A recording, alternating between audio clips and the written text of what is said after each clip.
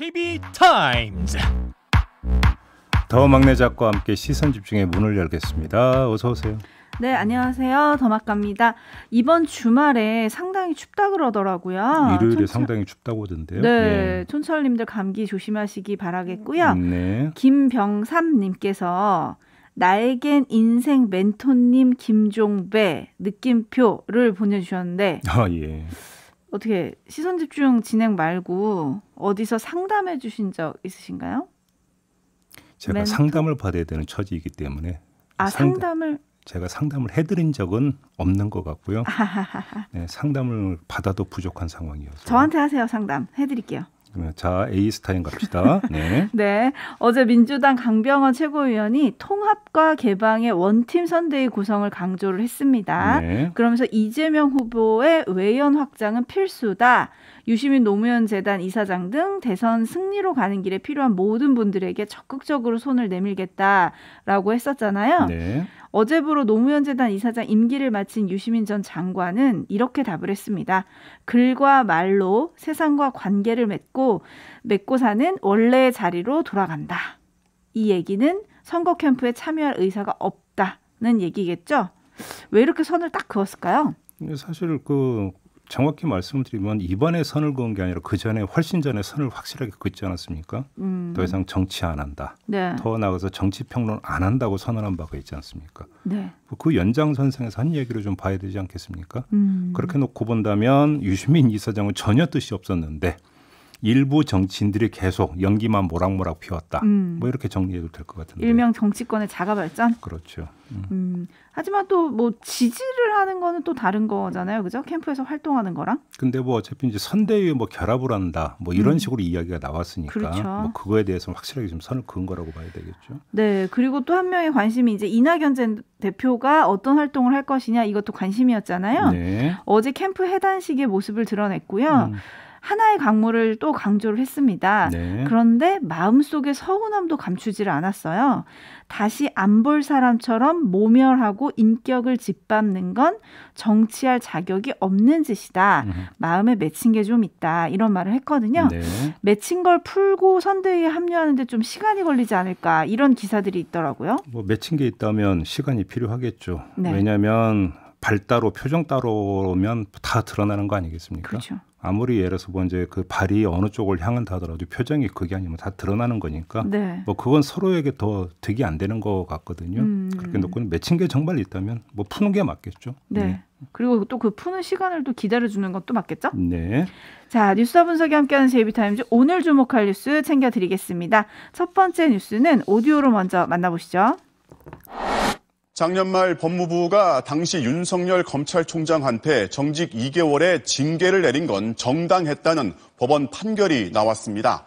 이른바 판사 사찰 문건을 만들고 검언유착 의혹에 감찰과 수사를 방해했다는 징계 이유를 법원이 인정한 건데요. 심지어 이 정도 중대한 비위라면 정직 2개월은 가장 약한 징계보다 가볍다고 판단했습니다. 법무부가 제시한 징계 사유는 크게 세 가지. 윤 전 총장이 자신의 눈과 귀로 불리는 대검 수사정보정책관실에 이른바 판사 사찰 문건을 만들어 돌리게 하고 채널A 기자의 강요 미수 사건 감찰과 수사도 방해했다는 겁니다. 국회 국정감사장에서 한 발언으로 검찰의 정치적 중립성을 훼손했다는 점도 포함됐습니다.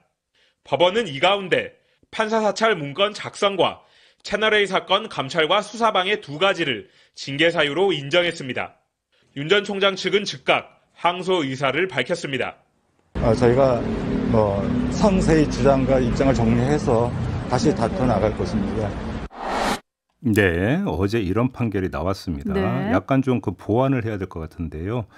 이른바 판사 사찰 문건으로 불렸던 재판부 성향 분석 문건과 관련해서는 위법하게 수집된 정보가 다수 포함되어 있는데도 이를 삭제 수정하도록 조치하기는커녕 오히려 문건을 대검 반부패부 및 공공수사부에 전달하도록 지시한 건 국가공무원 법령준수 의무, 그다음에 검찰청 공무원 행동강령에 위반된다 이렇게 판단을 한 겁니다. 네. 위법하게 수집된 정보가 다수 포함되어 있었다 이렇게 판단한 거고요. 네. 채널A 사건 감찰과 수사방해 혐의도 인정을 하면서 윤석열 당시 총장이 적법하게 개시된 감찰을 중단시키고 대검 인권부에 배당한 건 징계 사유에 해당한다. 그러니까 그때 전문수사자문단 소집을 이제 지시한 바가 있지 않습니까? 네. 이게 소집 요건을 갖추지 못한 건데 이렇게 지시를 했다 이렇게 판단을 한 건데요. 뭐 윤석열 전 총장 측에서는 항소한다고 하던데 그건 좀 이따가 김병민 대변인 입장을 좀 들어보도록 하겠고요. 네. 여기서는 좀 각을 좀 틀겠습니다. 이번 판결이 현재 진행형인 다른 사건에 미치는 영향, 요것만 좀 뽑아서 이야기를 하겠는데요. 네. 재판부 성향 분석 문건의 경우 재판부는 개인정보보호법 15조 1항의 규정을 무시하고 위법하게 수집한 정보다 이렇게 규정을 했거든요. 네. 그 조항에 따르면 개인정보 수집이 정당화되는 경우는 정보 주체의 동의를 받거나 법령상 의무 준수를 위해서 불가피한 경우 그리고 정당한 이익을 달성하기 위한 경우로 한정이 되어 있거든요. 네. 나머지는 위법하게 수집하는 거다 이렇게 지금 그 법에 돼 있다라는 건데, 자 그러면 고발 사주 의혹 사건에서 등장하는 제보자 X의 실명 판결문 입수 경위, 그리고 장모 문건에서 드러난 정보 취득 경위 이미 의혹이 제기가 된 바가 있지 않습니까? 네. 그러면 어제 나왔던 판결에 준하면 이건 어떻게 법적으로 판단이 내려질까요? 제가 볼 때는 별로 검토할 여지도 없어 보이는 거고요. 네. 그다음에 채널A 사건도 얼마 전에 이동재 기자의 강요 미수 혐의에 대해서 무죄 선고가 나왔다고 마치 검언유착 의혹이 법원에 의해서 부정된 것처럼 몰아가는 주장이 있었거든요. 네. 그런데 오히려 이번 판결에 따르면 그 실체적 진실을 찾아가는 과정에서 검찰 수장의 방해가 있었다는 거잖아요. 법원이 이렇게 판단을 한 거잖아요. 네. 자 그러면 이동재 기자에 대한 강요 미수 혐의와는 무관하게 그럼 검언유착이 있었느냐 없었느냐에 대한 실체적 진실이 지금 가려진 것이냐. 네. 이건 별도로 봐야 되는 문제가 되는 거거든요. 자 이런 파생 문제가 앞으로 어떻게 논의되고 정리되는 거냐. 여기에 매우 중요한 하나의 계기가 이번 판결로 던져진 거다. 네. 이렇게 정리를 할 수 있을 것 같습니다. 그래서 이제 다시 눈은 공수처로 가고 있습니다. 윤 전 총장의 징계 사유로 인정된 의혹들이 이미 좀 수사 중인 사안 아니에요? 그러게요. 뭐 공수처 결과는 좀 지든가 기다려 보도록 하겠고요. 그 다음에 사실은 이제 3부에서 추미애 당시 법무장관의 입장을 들어볼 텐데 윤석열 검찰총장이 검찰총장직을 던졌던 결정적 계기가 이거였잖아요. 네. 징계권이었지 않습니까? 네네. 근데 이 징계권이 정당하다고 판단이 내려졌으면 법원에 의해서 네. 자 그러면 검찰총장직을 중간에 그만둔 것의 행위의 정당성은 어떻게 되는 거냐. 또 이 문제로도 연결이 될 수 있는 거겠죠. 네. 그래서 지금 많은 분들이 의견 보내주고 계신데요. 사나야님은 파면을 했어야 하는데 이런 의견을 또 보내주셨어요. 그리고 정경수님은 면직도 약하다고 했지요. 이렇게 어제 얘기를 했고. 재판부는 그렇게 판단했죠. 네. 그러면서 데이지님은 이제 그럼 채널A 기자와 한동훈도 수사 다시 해야 되는 거 아닙니까? 이런 의견 보내주셨고요. 네. 반면에 주주삼방님은 이제 와서 징계 무슨 소용이 있나요? 라고 보내주셨는데 김종인 님도 비슷한 의견이신 것 같아요. 지금 와서 정직이 정당하면 무슨 의미가 있나요? 버스 안에서 싸우다가 다 내렸는데 버스는 벌써 떠나버렸잖아요. 이제 버스를 제대로 청소해야 되는데 내린 사람은 아무 영향도 없잖아요. 이렇게 보내주셨거든요. 그러니까 법적으로는 이제 변호사 개업 문제가 연결이 되어 있다고 하더라고요. 이것이 이제 예를 들어서 이제 물론 1심 판결이기 때문에 확정 판결은 아니기 때문에 그렇죠. 항소 의사를 밝혔기 때문에 확정 판결까지 봐야 되지만 만약에 확정 판결에서 이렇게 나온다라고 한다면 변호사 개업 문제가 연결이 된다. 자격 문제가. 네. 이게 이제 법적인 문제가 되겠고요. 정치적인 문제는 검찰총장직을 중간에 그만두고 정치적 선택을 했던 것의 정당성과 명분 이 문제로 연결이 되는 거라고 그렇죠. 다시 한번 정리를 해야 사실 되겠죠. 지금 시점에서는 그 뒷부분이 더 네. 의미가 있다 뭐 이렇게 보시는 것 같은데요. 그런데 이제 지난해 말에 윤 전 총장의 정직 2개월 집행정지 신청을 받아들였던 재판부가 판사 교체 후에 정치적 판결을 했다. 이런 지적을 또 한쪽에서는 하더라고요. 이게 판단을 이 판결이 마음에 안 들면 나오는 이야기 아닙니까? 네. 그러면 그런 식으로 따지면 대한민국 사법체계는 3심제로 돼 있잖아요. 네. 1심 판결과 2심 판결이 다를 수가 있고 2심 판결하고 대법원 판결이 다를 수가 있잖아요. 네. 그러면 그때마다 정치적 판결입니까? 그건 아니지 않습니까? 예를 들어서 가처분 신청 때 어떤 그 판단과 이번 본안 소송 1심에서의 판단이 달랐다고. 네. 그러면 가처분 신청 때의 판단을 왜 유지하지 못했느냐? 달라졌으니까 그건 정치적인 요인이 개입된 거 아니냐 하면 그냥 단심제 해야죠, 대한민국. 아하. 물론 이거는 뭐 가처분이기 때문에 1심에도 포함이 되는 건 아니지만 네. 왜 그 가처분 인용할 때가 받아들여지지 않았냐라고 한다면 이후에 어떤 그 본안 소송 절차는 의미 없다는 얘기가 돼버리는 거잖아요. 네. 그런 논리에 따르면 세상에 이런 논리가 어디 있어요? 아무튼 이게 또 캠프 쪽에서 나온 얘기라서 이따가 김병민 대변인한테도 물어보겠습니다. 네. 그리고 앞서서 제이비가 짚어주기도 하셨지만 공정과 상식, 정의, 헌법 정신을 강조하면서 정치권에 뛰어든 게 윤석열 후보잖아요. 이 판결이 미칠 정치적 영향도 어떻게 분석하고 있는지 들어보도록 하겠습니다. 네. 자, 제이비타임즈 다음 주목할 뉴스로 넘어갈게요. 역시 오디오로 먼저 만나보시죠. 국회 국정감사에 출석한 이정수 서울중앙지검장. 이른바 정영학 녹취록에 담겼다는 의혹들이 언론이나 정치권 등에서 무차별적으로 쏟아지는 상황에 우려를 나타냈습니다. 좀 사뭇 다른 측면이 있어서 혹시 저희가 파악하지 못한 또 다른 녹취록이나 아니면 또 다른 새로운 자료를 언론사에서 가지고 있는지 이런 저희가 알 수 없는 부분입니다. 특히 천화동인 1호의 실소유주를 놓고 김만배 씨가 절반은 그분 것이라고 했다고 알려져 불붙은 논란에도 수습에 나섰습니다. 녹취록에도 그분이란 표현이 또 한 군데 있긴 있습니다. 근데 지금 정치인 그분을 얘기하는 부분은 아닙니다. 네, 이게 이정수 서울중앙지검장이 어제 국정감사장에 출석을 해서 했던 발언입니다. 네. 그분이라고는 표현이 딱 한 군데 있지만 지금 정치인 그분을 얘기하는 건 아닙니다. 그러니까 뭐 그분이라는 게 이재명 후보를 뜻하는 거겠죠. 그건 아니다 이런 이야기를 한 거잖아요. 네. 자, 그러면 정리가 되는 거냐? 이렇게 이제 한번 그 물음을 던져봐야 될 것 같은데 글쎄 그럴까요?라고 제 반문을 제가 던지겠습니다. 왜냐? 여기서 점검할 게 하나 있는데요. 국민의힘이나 다수 언론은 정영학 녹취록을 못 봐서 즉 단편적인 내용만 접해서 그렇게 의혹을 제기했던 걸까요? 그분에 대해서. 자, 지금까지 나온 보도의 정황을 종합하면 국민의힘과 다수 언론도 녹취록을 입수한 것으로 추정할 수 있거든요. 그렇죠. 그런데 왜 그분이란 표현이 딱 한 번 나오고 그분이 이재명 후보를 뜻하는 것도 아니라는 걸 몰랐을까요? 서울중앙지검장의 판단과 왜 그렇게 달랐을까요? 그러면 검찰의 독해력과 야당 및 언론의 독해력이 달라서 이런 결과가 나온 걸까요? 그건 아니지 않겠습니까? 뭐 100번 양보해서 국민의힘과 다수 언론이 단편적인 내용만 입수했다고 치죠. 그래서 판단이 달랐다고 그렇게 한번 보죠.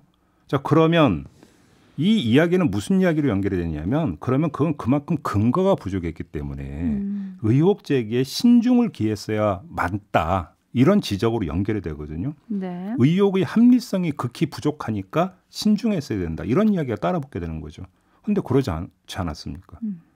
그러니까 이런 경우든 저런 경우든 문제의 핵심은 독해력과 정보량이 아니라 보고자 하는 시선의 의도다. 이렇게 정리를 해야 될 것 같습니다. 그런데 이제 이정수 서울중앙지검장이 앞서서 들으신 오디오대로 말을 했다가 네. 7시간 후에 또 말을 바꿨다. 이런 보도가 아침에 많이 쏟아졌거든요. 네, 나왔어요. 네, 정치인 그분을 이야기하는 부분은 아니다라고 답변한 것에 대해서 단언한 것은 아니다라고 또 다시 설명을 했던데 어떻게 봐야 돼요? 이거는 앞서 했던 발언의 번복이라고 보다는 네. 지극히 당위적인 발언이라고 봐야 되겠죠. 수사가 진행 중인 상황에서 서울중앙지검장 그 수사를 그러니까 총지휘하는 수장이 결론을 단언을 해버리면 안 된다라고 하는 것은 당위적인 명제겠죠. 네. 그래서 뭐 이정수 지검장 스스로가 수사는 늘 가능성이 열려 있다라고 어제 또 답변을 했다는 거 아니겠습니까? 네네. 그 차원의 어떤 이야기라고 이해를 하면 될 것 같고요. 저는 오히려 다른 데 밑줄을 그어야 된다고 봤는데 이정수 서울중앙지검장이 했던 말이 또 있어요. 언론의 사실관계 확인을 촉구하는 의미에서 저희가 가진 자료상 이 보도가 정확하지 않은 것에 대해서 문제를 제기한 것이다. 네. 앞서의 발언은. 이런 추가 설명이 있었거든요. 네네. 이 그러니까 문제의식을 서울중앙지검장도 지금 제기를 한 거다. 오히려 여기에 밑줄을 그어야 되는 거 아닐까요? 네, 1190님이 딱 맞는 문자를 주셨네요. 이번에도 언론이 문제네요 라고 보내주셨고요. 네. 큐빅동진님은 그분을 구분해야 그분이 누군지 판단을 하지 계속 그분 이렇게 보내주셨네요. 네. 자, 한편 화천대유 대주주 김만배 씨에 대한 영장 청구는 기각이 됐습니다. 그렇습니다. 검찰의 부실 수사 의혹이 다시 불거졌어요. 이거는 제가 보기엔 검찰이 질타를 받아도 저는 할 말이 없다고 보는데 어제 네네. 보도에 따르면 그 5억 뇌물건이 있지 않습니까? 네. 처음에는 수표로 4억, 현찰로 1억 줬다고 했다가 영장 실질 심사 과정에서 바꿨다는 거 아닙니까? 현금으로, 네. 현찰로 5억 줬다고. 네, 네. 아니 가장 뭔가 그 중요한 혐의점에 대해서 팩트에 대해서 이렇게 즉석에서 바꿔버리는 정도라고 한다면 네. 지금 검찰 수사가 어디까지 그러면 그 숙성이 돼가지고 구속영장을 청구했는가? 판단자때가 조금은 나오는 거 아닙니까? 뭔가 급히 서둘렀다는 얘기는 저희도 한 바가 있었는데 네네. 뭐 그 결과 그대로 지금 해서 결국 기각된 거 아니냐. 이런 뭐 지금 검찰 그러니까 수사 지금 발걸음에 뭔가 문제가 있다. 네. 이 점을 지적을 안 할 수가 없는 거죠. 그러게요. 이것도 좀 계속 살펴봐야 될 문제인 것 같고 네. 저희가 지금 그분은 누구냐 이런 얘기 했잖아요. 그랬더니 장루팡 님이 이제는 거의 서로 종교의 영역으로 가는 것 같습니다. 이런 평을 또 보내주셨네요. 하지만 진실은 어쨌든 그래도 또 수사기관이 밝혀내야 될 수밖에 없잖아요. 제가 볼 때는 종교 영역이 아니라 미신의 영역으로 가고 있는 것 같은데요. 거의 여기도? 점찍기로 가고 있는 거 아니에요? 여기도? 네, 알겠습니다. 그렇게 되면 안 될 것 같고요. 네. 자, 뉴스와 분석이 함께하는 제이비타임즈 다음 주목할 뉴스는 어떤 건가요? 2년 전 7월 1일 일본이 수출 규제 조치를 내렸죠. 네. 그래서 일본 제품 불매 운동이 불길처럼 번졌습니다. 이때 직격탄을 맞은 곳이 바로 유니클로였습니다. 그렇죠. 기억나시죠? 네네. 그러니까 2019년 8월 말 기준으로 190개였던 한국 내 매장이 올해 7월 말 기준으로 135개로 줄었거든요. 그러니까 영업에 아주 직격탄을 맞은 거였죠. 그런데 2020년 9월부터 올해 8월까지 여기는 이제 회계연도가 이렇게 돼 있다고 합니다. 네. 이 회사는. 네. 그러니까 그 영업 성적을 봤더니 흑자를 기록을 했다고 하네요. 오? 그러니까 그 전 회계연도는 884억 원의 적자를 기록을 했었는데 1년 만에 흑자로 돌아섰다. 네. 이렇게 나온 겁니다. 물론 그 구체적인 내용은 공개를 안 했다고 하는데 비밀이 뭘까요? 그래서 이게 뭐 매출이 확 늘어서 흑자가 낸 거냐? 그게 아니라 비용 절감에 따른 흑자 아니냐 이렇게 좀 추정을 하고 있더라고요, 언론은. 네. 그러니까 매장 수를 줄이는 과정에서 상당한 비용 절감을 이룬 게 결국은 흑자 지표로 연결된 거 아니냐 이런 식으로 분석을 하던데요. 뭐 하지만 아무리 비용을 줄인다 하더라도 매출이 없으면 어차피 흑자는 안 되는 거잖아요. 그러니까 매출이 있었다라는 이야기가 전제가 되는 거잖아요. 그렇죠. 그렇잖아요. 뭐 제가 이 점을 강조하는 게 뭐 이 지점에서 일본 제품 불매 운동에 대해서 뭐 다시 이러쿵저러쿵 이야기하고 싶어서 뭐 드리는 말씀까지는 아니고 그건 우리 애청자 여러분들 알아서 판단하시기 바라고요. 네. 다만 한 가지 사실만 확인을 하겠습니다. 그때나 지금이나 한일 관계 달라진 게 거의 없다라는 점. 그렇지 않습니까? 그렇죠. 우리 외교부가 문재인 대통령과 기시다 후미오 새 총리 간의 정상 통화를 추진하고 있다고 밝혔는데 이 말은 아직은 정상간 통화가 이루어지지 않았다라는 사실 확인이잖아요. 그렇죠. 그러면 왜 그럼 통화가 이루어지지 않았습니까? 문재인 대통령이 거부했습니까?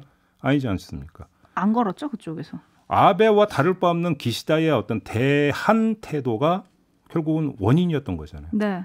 간단히 말해서 뭡니까? 일본은 바뀐 게 아무것도 없다. 없다. 최소한 일본 내각은 바뀐 게 아무것도 없다. 네.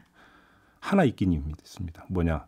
우리의 소부장, 소재, 부품, 장비, 국산화율이 달라졌다. 네. 올라갔다는 건 달라졌지만 한일 관계는 달라진 게 거의 없다. 이 점을 다시 한번 확인차 네. 이 뉴스를 골랐습니다. 네, 뭐 이르면 오늘 이제 한일 정상 간의 통화가 이루어질 거다, 뭐 이런 보도가 나오기도 하던데 어쨌든 우리 자체 근육을 키웠다는 건 좀 반가운 일이잖아요. 그럼요. 우리가 급할 일도 없는 거고요. 네. 지켜보도록 하겠습니다. 자, 마무리해야 되는데요. 이미라님이 JB 더마카님. 금요일인데 선물 창고 한 번 더 여시죠? 라고 보내주셨는데 우리 촌철님들 재미 붙이셨어요. 네. 자, 이분이 저번에 치킨도 달라고 하셨던 그분입니다. 오. 저희를 시험하시는 것 같은데요. PD가 이렇게 답을 보냈습니다. 뭐라고요? 좋습니다.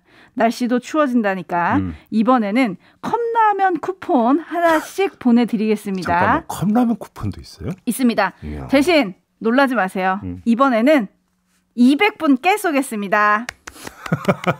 자, 어떻게 참여하시는지는 안내해 드릴게요. 짧은 문자 50원, 긴 문자 100원의 유료 문자 샵 8001번 그리고 스마트 라디오 미니 게시판 이용해 주시면 되고요. 유튜브에 댓글 쓰시면 못 드려요. 이게 우리 제작부에 지금 쏘는 거죠? 네.